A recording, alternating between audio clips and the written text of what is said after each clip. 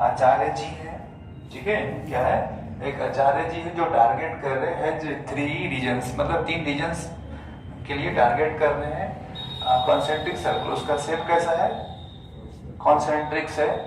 Concentrix क्या होता है, यानी ऐसे सर्कल्स जिसके सेंटर सेम और रेडियस डिफरेंट हो, उसको क्या कहेंगे, कॉन्सेंट्रिक सर्कल्स कहेंगे। इसका फिगर यहाँ पर गिवन है। If the diameter of the concentric circles are in the ratio 1:3 है। मतलब यहाँ पर एक और कंसेप्ट आपको जानना है कि अगर डायमीटर का रेशियो गिवन है तो वही सेम रेशियो उसका क्या होता है, रेडियस का भी होता है, ठीक है, सेम रेशियो होता है।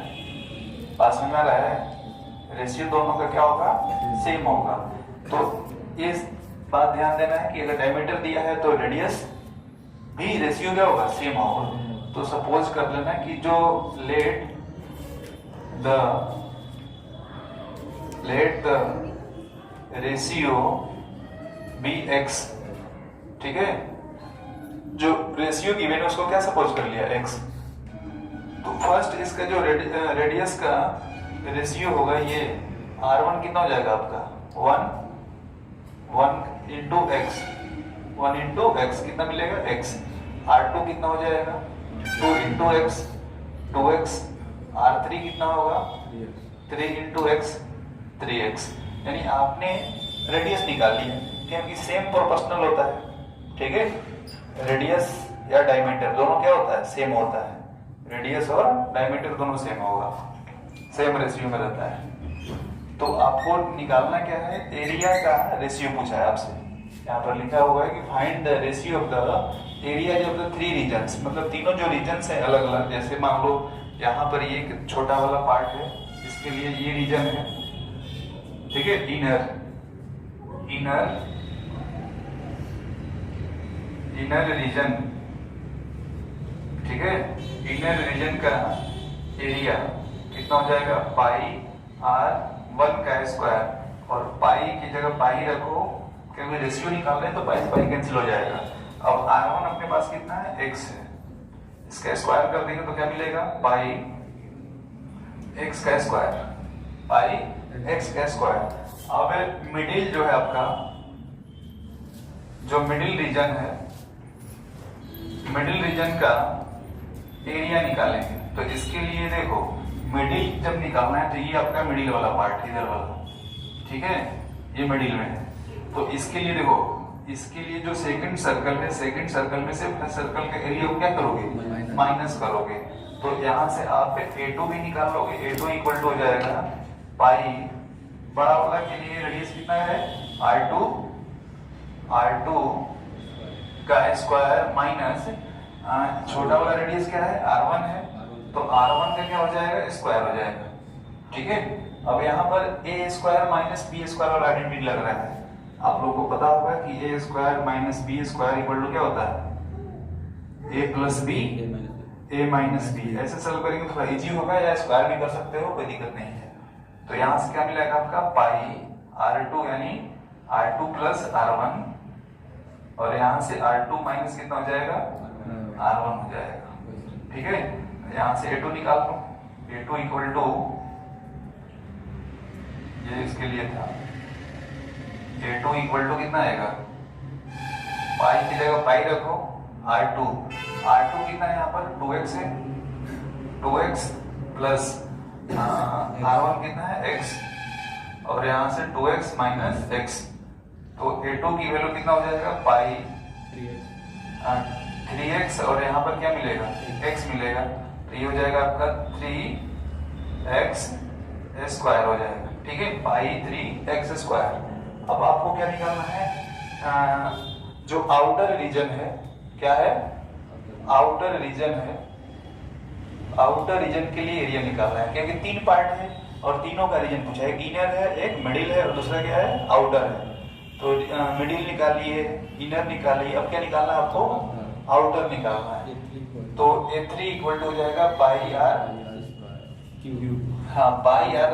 देखो ये जो आपका सबसे बड़ा वाला है, आउटर मोस्ट जो सर्कल है, ये इसका रेडियस कितना है, R3 है, ठीक है।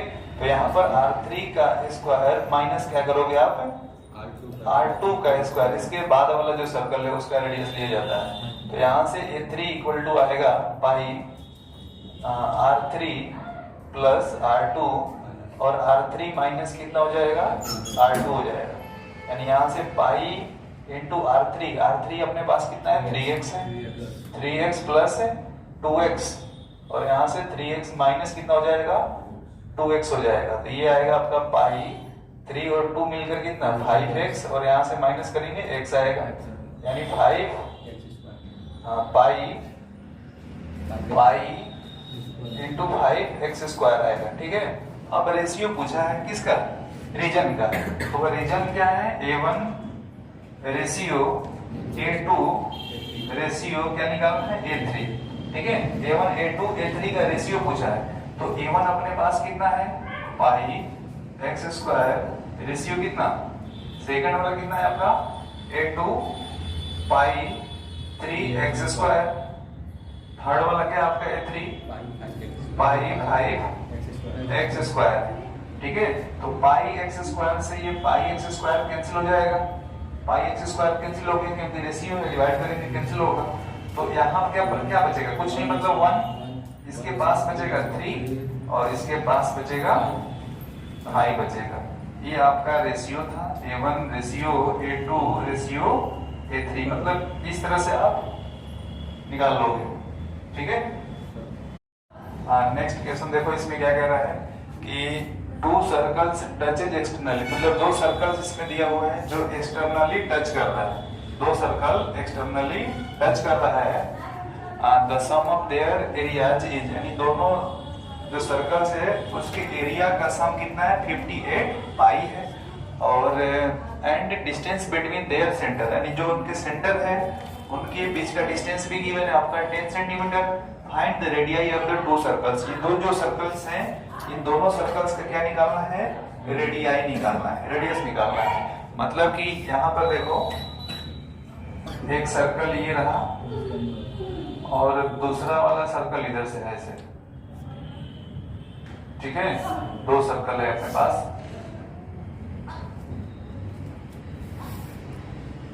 ये एक्सटर्नली टच कर रहे हैं, मतलब इसका ओ ले लो सेंटर, और इसका सेंटर क्या हो जाएगा, O डैश हो जाएगा। ठीक है, O और O डैश है, इनके बीच का डिस्टेंस, जैसे मान लेते हैं यहाँ से ये रेडियस कितना R1, इधर कितना है R2 है, मतलब इन दोनों का डिस्टेंस मतलब कितना R1 प्लस R2 कितना है 10 सेंटीमीटर है, R1 प्लस R2 कितना है 10 सेंटीमीटर।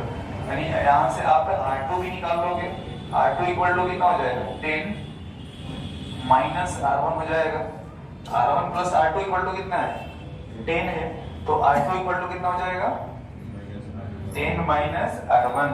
सेकंड कह रहा है आपके पास कि जो इनके एरिया है, मतलब इसका एरिया सपोज कर लेंगे A1, इसका एरिया कितना A2। अब कह रहा है कि A1 प्लस A2 इसके बराबर है 58 पाई के बराबर है। ठीक है, यहाँ पर गिवन है 58 पाई सेंटीमीटर स्क्वायर, 58 पाई के क्या है ये बराबर है। अब यहाँ पर A की वैल्यू कितना होता है पाई R1 का स्क्वायर, यहाँ पे कितना पाई R2 का square equal to 58 pi.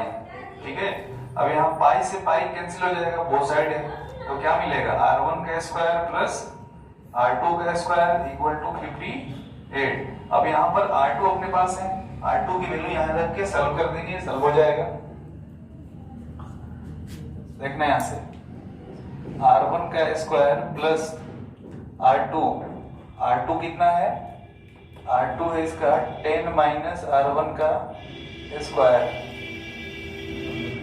Equal to 58। अब इसको सॉल्व करके लिखा लो R1 R2, यानी R1 का स्क्वायर प्लस इसको स्क्वायर करेंगे कितना हो जाएगा 100 प्लस R1 का स्क्वायर प्लस कितना हो जाएगा 10, यानी 2ab होता है माइनस का, तो माइनस हो जाएगा आपका 20